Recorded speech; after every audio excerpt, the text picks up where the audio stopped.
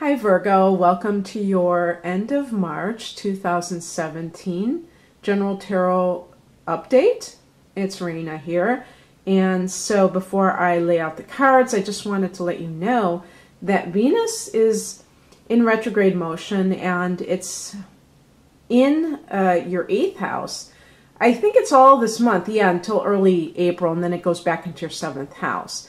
And of course, because the 7th house is Pisces, you've had a lot of activity here recently, including a solar eclipse on the 26th of February, I believe it was.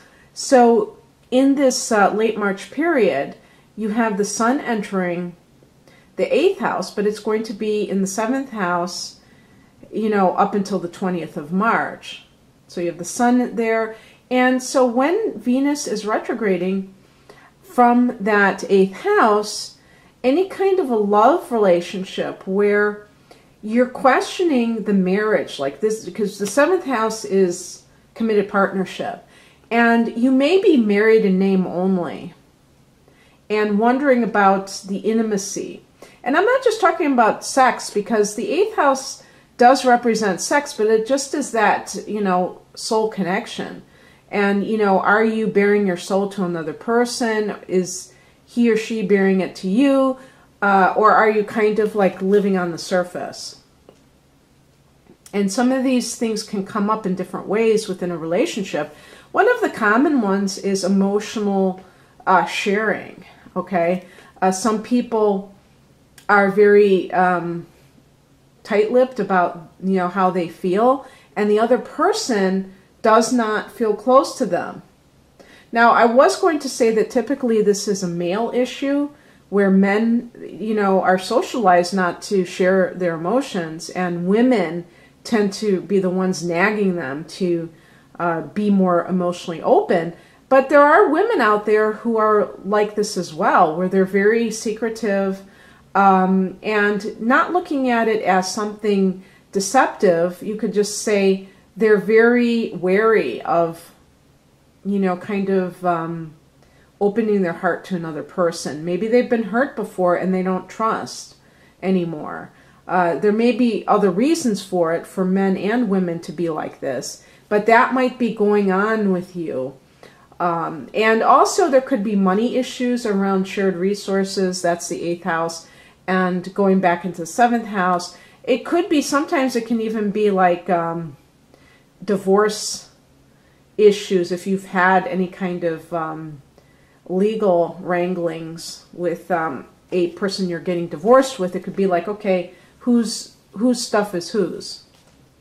So that's going on. I just wanted to let you know about that. And then on the 27th, there's going to be a new moon in the 8th house. So a new beginning in other people's money, in, you know, diving deep into the psyche and your partner's, you know, deep down secrets and all that stuff. Death, sex, other people's money, secrets of the universe, conspiracy theories. So you might start watching or listening to Alex Jones on March 27th, InfoWars. Okay, so here we go.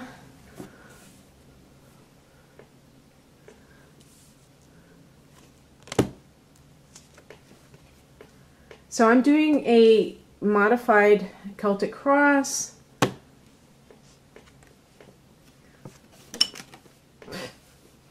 You know, this is that card again, that soulmate card. And in some ways, you know, with the 8th house, the 8th house, again, is like a soul connection, not a superficial, look, we're married, look at our license, that's the 7th house. Not that the 7th house is that superficial, but you know what I mean. You know, it's kind of like the trappings of a relationship rather than the actual connection with the person. Now, I've been doing this, I'm supposed to pick the card on top, but for some reason I've been doing it that way, and I picked the same card for the top. That's amazing. But I am going to be reading it as it should be. And it's modified because I've, you know, I've left out something that I don't like. For instance, hopes and fears. I don't like that, that one, because I just think that doesn't really mean much in a reading. Maybe people disagree with me, but I would rather have different settings or placements.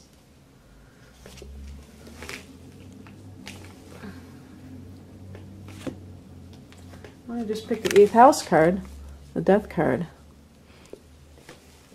Okay. Okay. So let's begin. And what I do is, you know, you have the luxury, especially with these longer readings, or, you know, more cards, of telling the story in pieces. So, you know, I may just move on to the next card just to explain it further. So the theme for the last half of the month is a very nice Jupiter energy. This is connected to Jupiter. Right now, Jupiter is in your 2nd house of earned income in Libra. So it could have something to do with a boost to your income. I mean, that's always possible, but it could just be a general alignment with what it is that you're trying to accomplish, Virgo. And you may be feeling like you're on top now. Maybe before you felt like a little bit off kilter. And as I was saying, I say this, you know, over and over again, you know, last fall you had a solar eclipse in your sign, and that kind of carried itself into this, you know, March period, typically at the end of February. So because it was your 7th house where the eclipse in February occurred, it could be kind of like reiterating that in terms of new beginnings in relationships, and you may be in a new relationship, but this could definitely be for business. It's something that is very profitable, lucky, expansive, and what is the challenge, however, is the 6 of Wands. Even in the challenge position, this is very nice. This is very positive. I think this is associated with Leo, but definitely a fire energy. So anybody who's either Leo, Aries, Sagittarius, who is not complementing your life, is probably going to be seen by you as a detriment. It could be that you've had partial success and it's coming in waves, you know, work-wise, and as an obstacle, it could be that you know, maybe you're getting impatient about something because you can tell that things are starting to go your way, that your ship is coming in, but maybe there was a shipment missing as part of the shipment, and you have to wait a little bit longer, and you're like, why?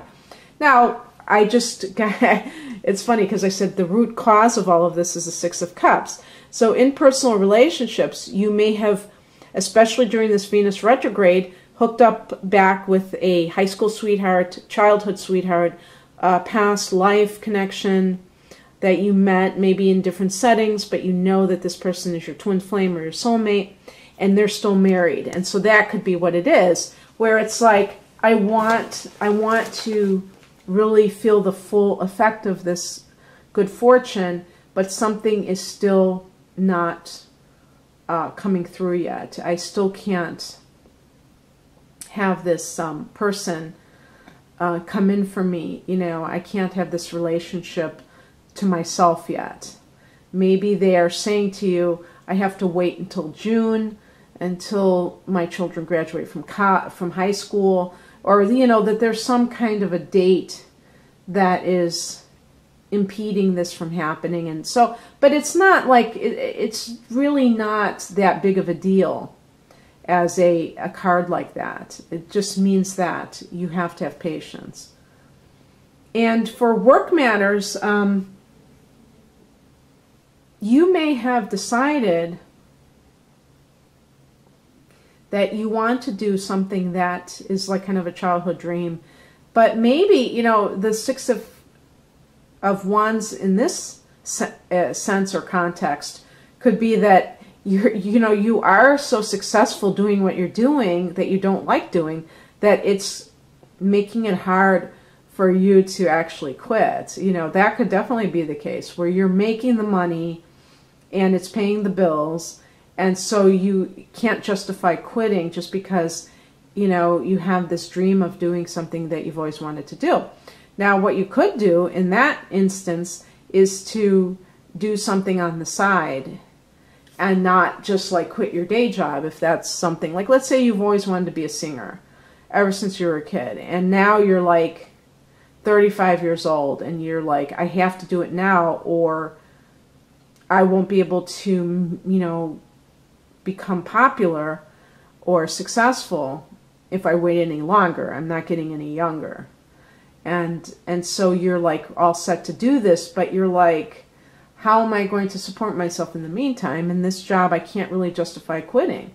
Well, then do it on the side. Do it at night. You know, do it on the weekends.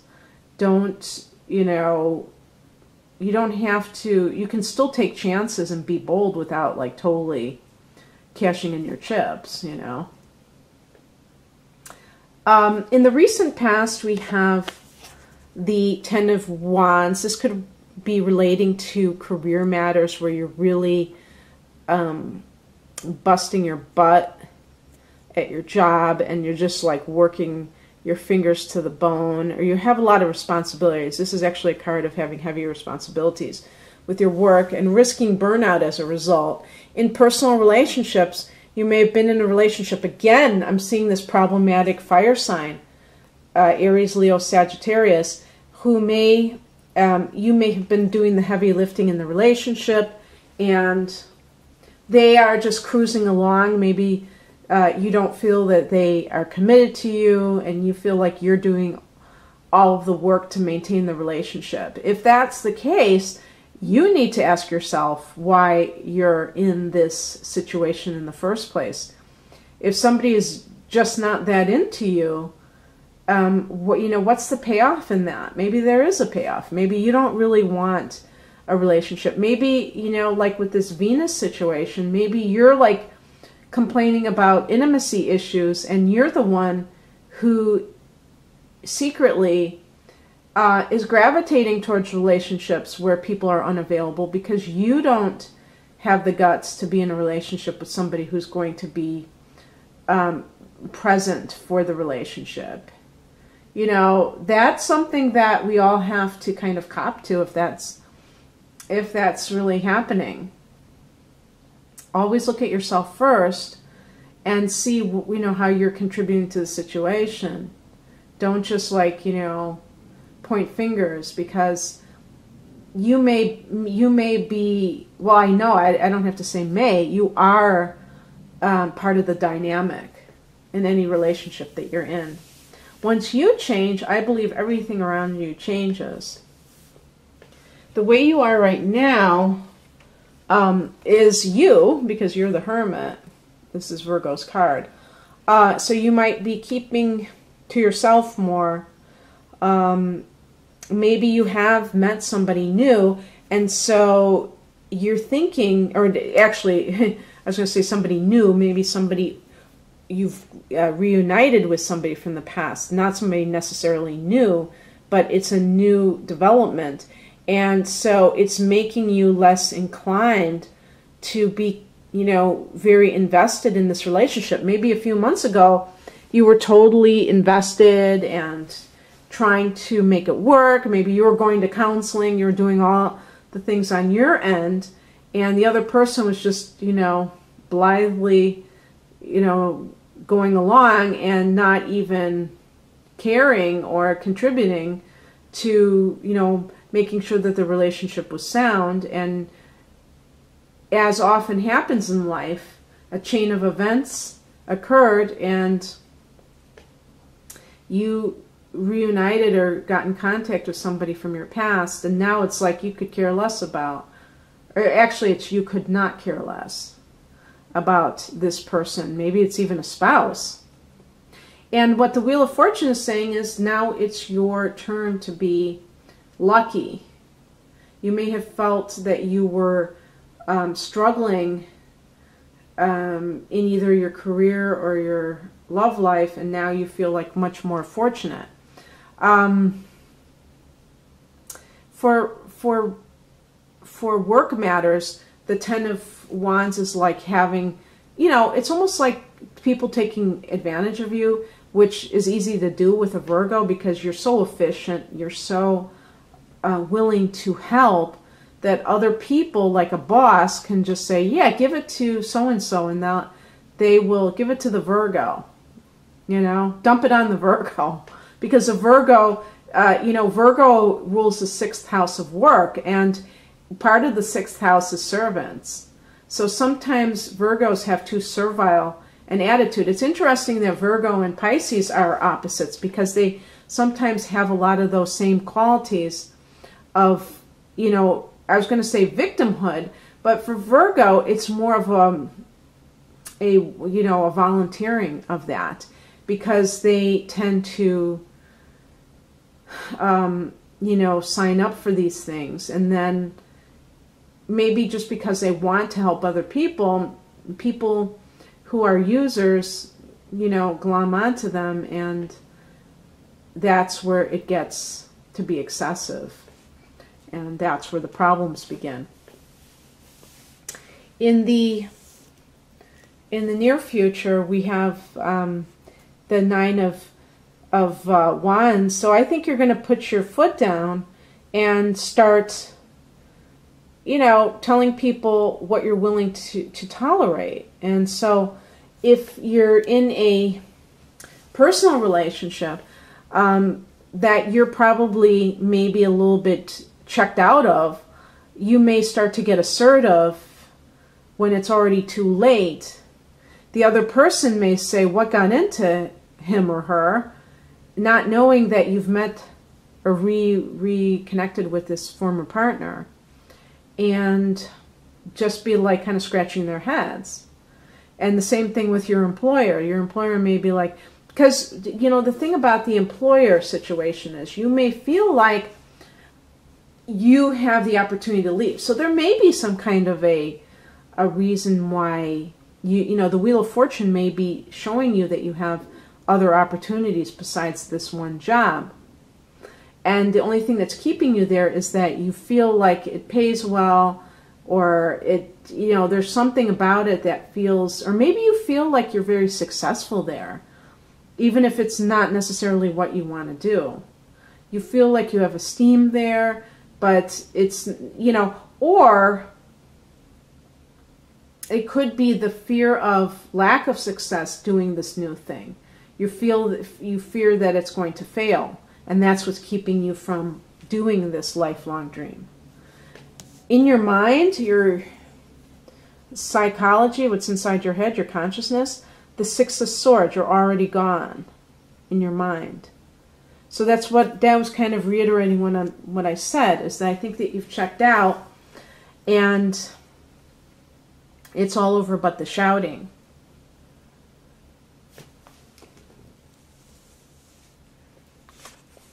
This is a card that represents the external influences. So there's some kind of a decision that's, well, and this could involve you, though, because it might be like you and another person that are at loggerheads about something. Someone may be, you may be involved somehow with someone, it could be at work, who is trying to decide about a situation. And it could be like, maybe, who knows, maybe at work you really wanted a certain position and the boss has not made their decision, and that alone is enough to turn you off. Because I've been getting this over and over again with these readings of, like career situations where the person thinks they're going to get a promotion, and either in this case it's up in the air, and in other cases it's like someone else gets it, you thought you were going to. But with these situations where the higher ups are saying, well, we haven't decided yet, to me all of that is a psyops, a psychological operation to get you to feel like you have to be beholden to these people. And that's one of the reasons why people get sucked into these office politics. But not just that, I mean, just the mentality of like having to, you know, tap dance for your daily survival, and prove yourself, you know. That kind of thing I never resonated with, you know. I just felt like there was something inherently demeaning about that. And the person, you know, the people that are deciding who gets what position should not keep people on the hanging on, you know, indefinitely, or trying to pit one person against the other, even in a subtle way.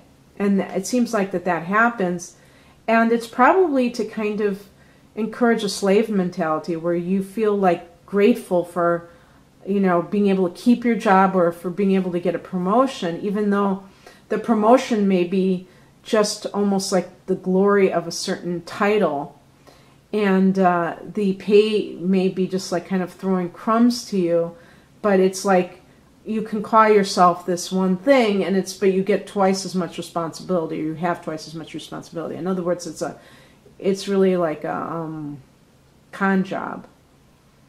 So you have to make that decision, but this is like a decision that's outside of you because it's an outer influence. So whether it's in a relationship, now, you know, this is what I should have connected the dots in this scenario that I talked about. If you've hooked up with someone from your past, and as I said, they may have you know, another, like a marriage, you know, or some commitment that they have to get out of, so you can't be with them right now.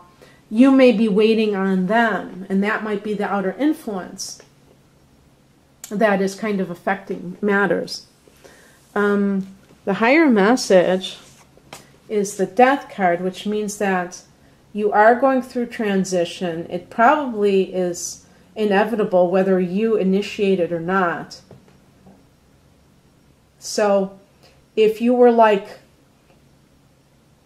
thinking that, you know, I have this decision to make about whether to leave a certain job to pursue my own passions, that, you know, even if you decided to stay, who knows, you might find that your job is no longer there. And oh yeah, hello, we're having a full moon in Virgo coming up in just days from when I'm filming this. So you could very well be watching this before that Virgo full moon. So this may be a time when you see a change in your life, Virgo, and in whatever area. It could be career, it could be relationships, and it just is. I mean, it's like something to do with your life. Your everyday life is, you know, going bye-bye. And the outcome is the Three of Swords. So you may have to just cut something very abruptly, quickly, to stop the bleeding and not have bleeding in the first place. Just like a very clean cut. Whether it's a marriage, you know, if you know that you are done with a marriage, but you're still kind of like, you feel guilty about it or whatever, you might have to just be very blunt about it and quick about it. In a job, the same thing. You may be waiting for somebody else's decision, but you may have to do something yourself to initiate it. And that will make you feel more powerful. Now, of course, you could say the Death card can indicate the end of something that you did want. Maybe there was some opportunity and it went away, or maybe this childhood sweetheart decided to, you know, after they made their decision, they decided to stay with their current partner. Understand that all of these things are okay, because you don't want somebody to be with you unless they are really committed. So you don't want them to leave their family unless they know for sure that they want to be with you more than they want to be with that other person. And if you had a job that you really had your hopes pinned on, and or a position at work and you didn't get the position, understand that these things happen and not to take it to heart, you know, pardon the pun. But I think for some of you, you're going to be doing the cutting. And you just have to be able to do it without feeling like you're doing something wrong. If you know in your heart that your heart isn't in a relationship or in a job, then sometimes you got to do what you got to do, right? So Virgo, I hope you enjoyed this. If you'd like a private reading, please click on the link below. Otherwise, have a great rest of March. Bye.